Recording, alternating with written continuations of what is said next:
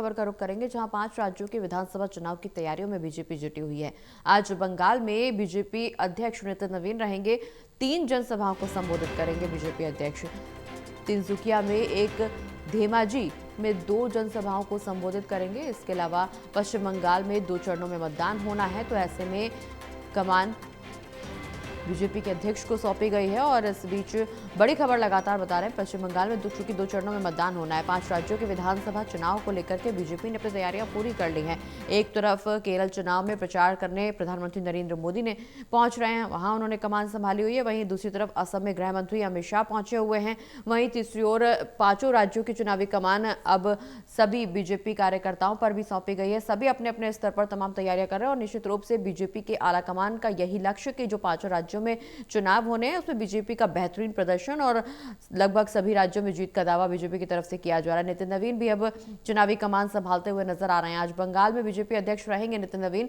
ललित जी हमारे साथ लगातार बने हुए। ललित जी, आज बंगाल में नितिन नवीन पहुंचेंगे, चूंकि बीजेपी की तरफ से तैयारियां शुरू कर दी गई है, चुनावी बिगुल बज चुका है और सभी को अपनी अपनी कमान दे दी गई है, कमान सौंप दी गई है कि अब चुनावी राज्यों में जो चुनावी बिगुल बजा है उसके तहत बीजेपी का दावा जरूर है कि सभी राज्यों में चुनावी राज्यों में सरकार बनाई जाएगी, लेकिन जो दायित्व तो सबको सौंपा गया है, कौन कितना खरा उतरेगा ये तो भविष्य के गर्भ में जब नतीजे सामने आएंगे तब पता चलेगा। लेकिन युवा अध्यक्ष जो बनाए गए हैं बीजेपी के नितिन नवीन, इन पर सबसे ज्यादा भरोसा जताया जा रहा है, इसलिए भी क्योंकि लगातार बीजेपी अपने एक्सपेरिमेंट के लिए जानी जाती है। और इस बीच जो एक्सपेरिमेंट नितिन नवीन के ऊपर किया गया, बीजेपी की तरफ से प्रदेश अध्यक्ष उन्हें बनाया गया, कमान सौंपी गई और बड़ी जिम्मेदारी, हमने प्रधानमंत्री नरेंद्र मोदी के बयान को भी सुना था कि हमारे भी अध्यक्ष हैं, जो हमें आदेश देंगे हम वो सब करेंगे।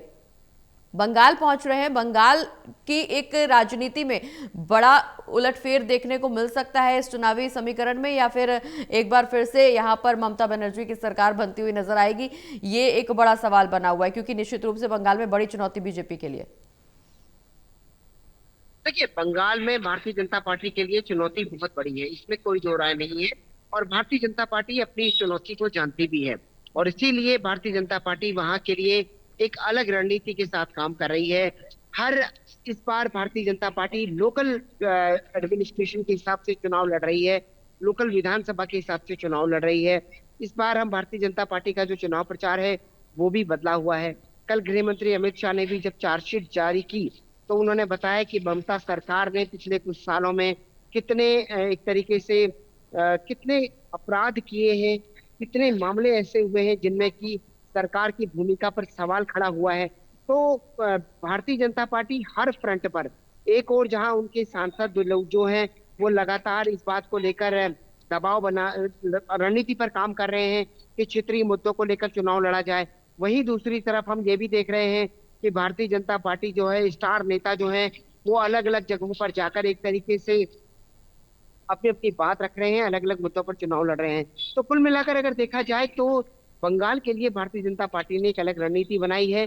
गृह मंत्री अमित शाह, नितिन नवीन, प्रधानमंत्री नरेंद्र मोदी लगातार वहां के दौरे पर हैं और ममता बनर्जी को घेरते हुए नजर आ रहे हैं। जी चलिए, बहुत बहुत शुक्रिया ललित जी, ये तमाम जानकारी दर्शकों तक पहुंचाने के लिए।